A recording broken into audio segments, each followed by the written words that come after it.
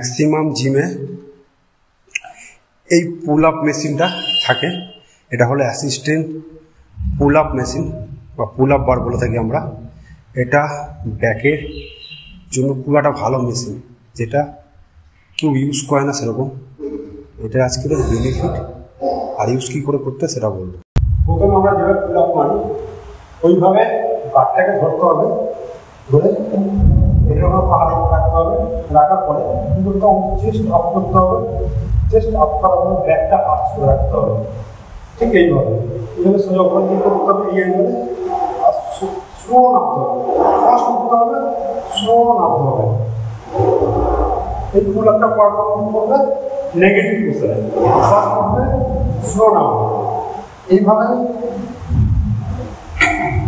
তোমরা যদি 15টা থেকে 20টা রেপিটেশন করো পার সেটে, এটা ব্যাক মাসেলটাকে আরো ওয়াইড করবে আর মাসেলের থিকনেস বাড়বে। এই মেশিনের বেনিফিট অনেক।